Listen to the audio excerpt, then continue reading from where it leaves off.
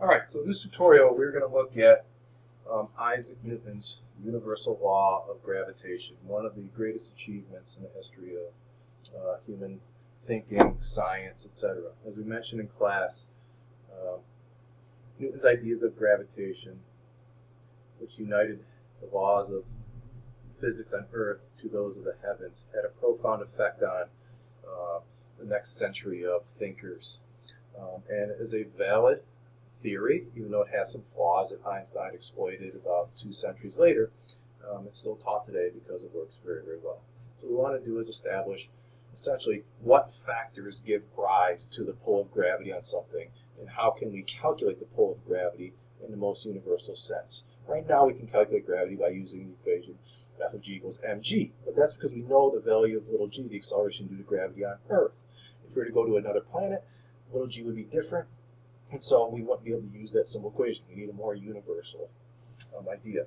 Okay, so let's just jump right into it. Basically, Newton had the insight, without necessarily any proof or experimental data, that the force of gravity exists between 2 or more bodies that have mass. Okay, so mass is the key. All right, anything with mass, big or small, has a gravitational pull of gravity, and it's always attractive. All right, so the Earth attracts all of us to it because, well, it has a huge mass. But by the same token, since we have mass, we attract the Earth, or we attract each other. The force of attraction amongst us in a classroom or anywhere else is obviously very, very, very weak because we never really actually feel the physical gravitational attraction.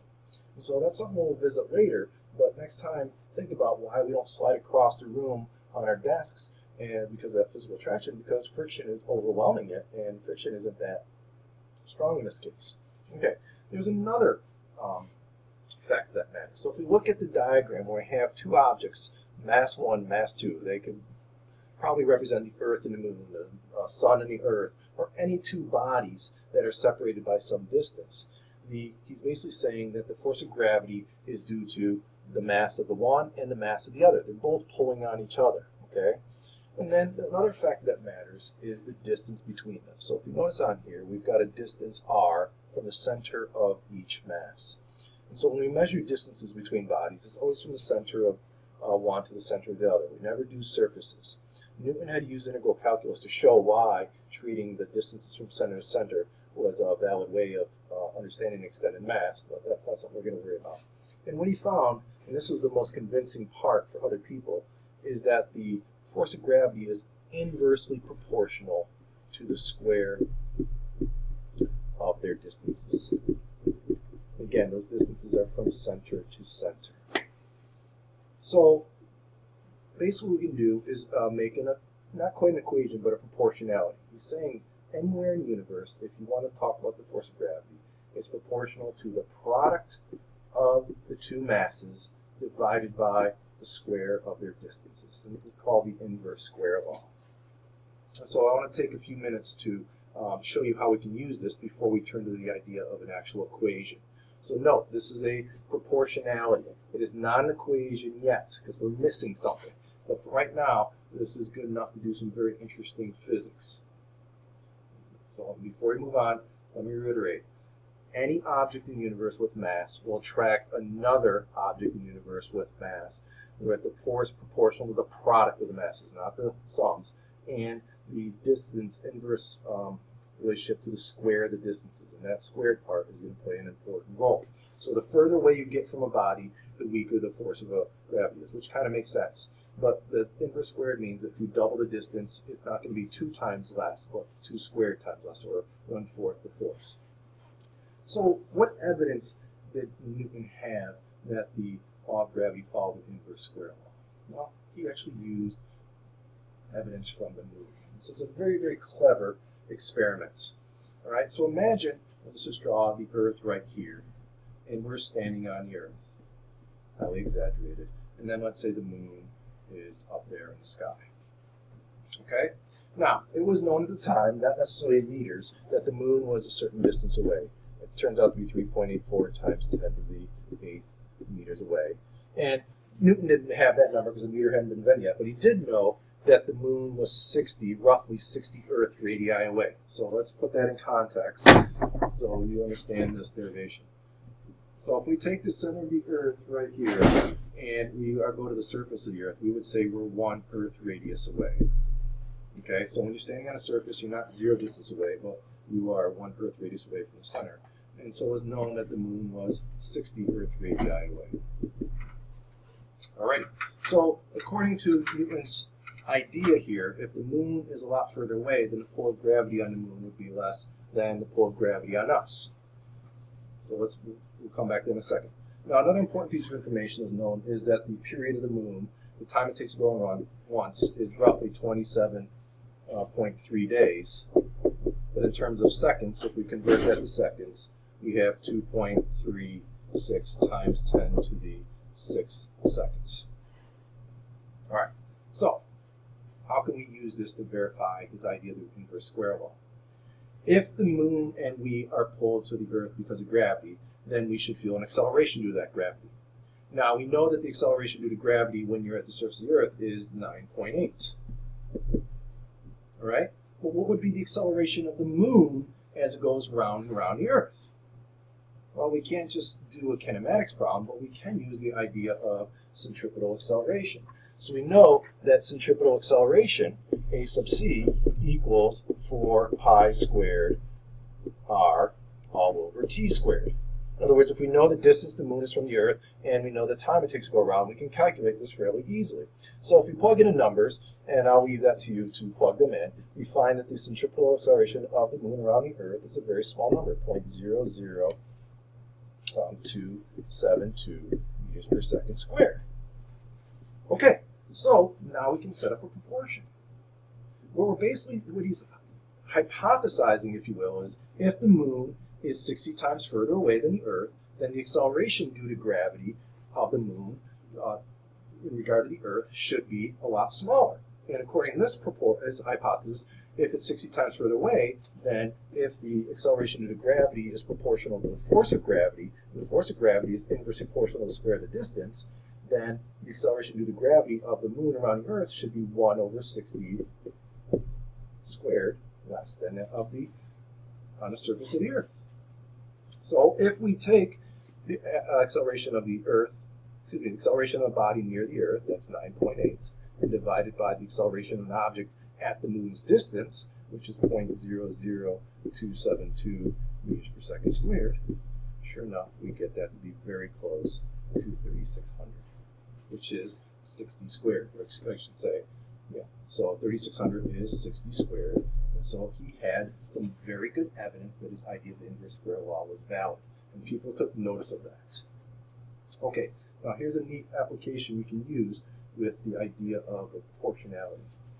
Okay, we can apply it to all the other planets of the solar system, in that if we know how big they are in terms of mass relative to the Earth and their size relative to the Earth, we can figure out what the pull of gravity will be on that planet. So here is the idea. If we've got some planet right here, which is called planet X, and we have, again, a person standing on it, or an object on it. Okay, in this particular problem, I just put a 1 kilogram object on the surface of that planet. Okay, so there's our object. They are a certain distance away, which is essentially the radius of the planet, and they each have a mass, m1, m2. So Newton is telling us that the force of gravity between those two bodies is proportional to their respective masses divided by the square of the distances. Okay, so let's take the Earth, for example. If we, instead of giving the actual mass, we call its relative mass, it's 1 Earth's mass and it's 1 Earth size, then according to this proportions, if I bring my 1 kilogram object to that, okay, my proportion will be 1 kilogram times 1 Earth mass, which I'm just going to put 1, all over 1 squared. That's how far away we are from the Earth, and I get 1. So my weight is going to be my normal weight. It should be 1 kilogram. So my weight would be 1 times the normal weight, which would be 9.8 newtons, and my acceleration due to gravity, we already know, would be 9.8 meters per second squared. So let's see what happens if we go to a planet like Mercury.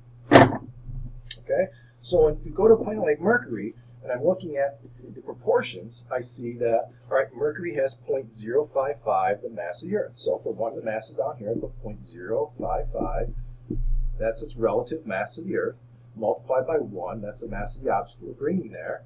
And then we divide it by how far away we are from Mercury's center, which is 0.38 that of the Earth's radii. So I can put in 0.38, but I have to square it. That's really important. And so if I look at the proportionality that comes out of that, it turns out to be 0.38. Coincidence, that's the same as radius. So what we're saying is that on Mercury, you will weigh 0.38 that of the force of gravity on the Earth. So if you weigh 9.8 newtons on Earth, on Mercury, you will weigh 3.7 newtons. And if the acceleration due to gravity on Earth is 9.8, on Mercury, it will be 0.38 times 9.8, which of course is 3.7 meters per second squared. So you're roughly 1/3 the acceleration due to gravity on Mercury. Okay, so what I'd like you to do is try to do the rest of these right now to give yourself practice. So I'm going to pause it, and then I'm going to start it again in a few seconds.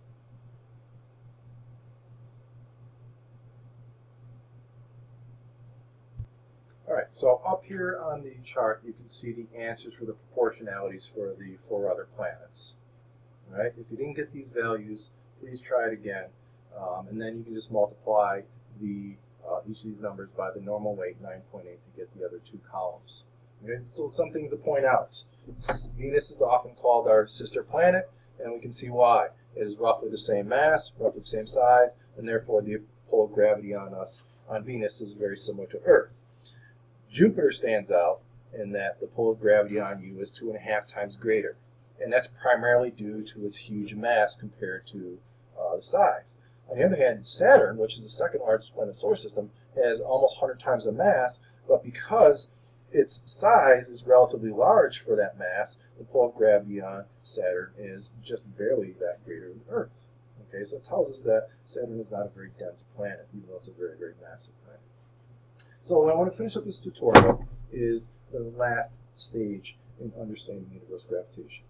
Okay, in that we are left with right now the idea that the force of gravity between any two bodies is proportional to their masses and inversely proportional to the square distance. But Newton was never ever able to turn this into an actual equation because he could not ever determine the proportionality constant that was needed for this. Okay, so what am I talking about? Well, if I were to take 1 kilogram mass and take another kilogram mass and put them 1 meter apart, okay, and apply this as an equation, I would get a force of 1 Newton.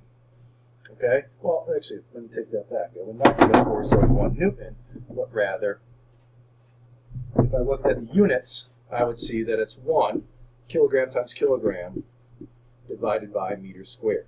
Okay, so that's not a unit, a unit of newtons, where we're expecting to get units of newtons. So that tells us that we're missing something here for the units. And also, if I took a kilogram and a kilogram and put them 1 meter apart, 1 Newton would be way too big. If we hung them from strings, we would see the strings start coming together, which we don't see. So it tells us the force of gravity between two 1 kilogram objects that are 1 meter apart is much less than 1 unit.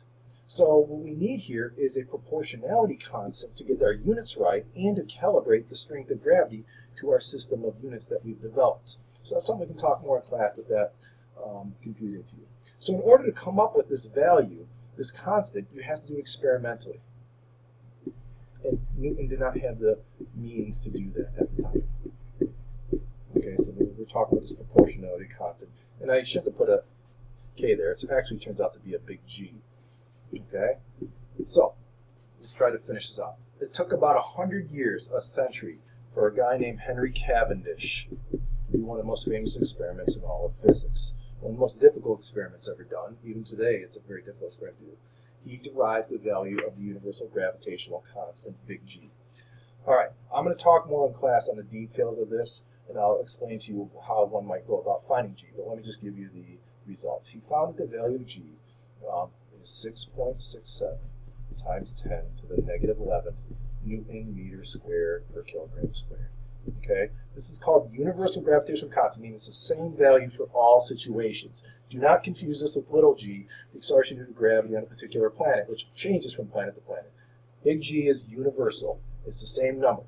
So now we can make an actual equation. It says the force of gravity between any two objects in the universe is equal to big G times the product of the masses divided by the square of their distance. And this is an absolute equation.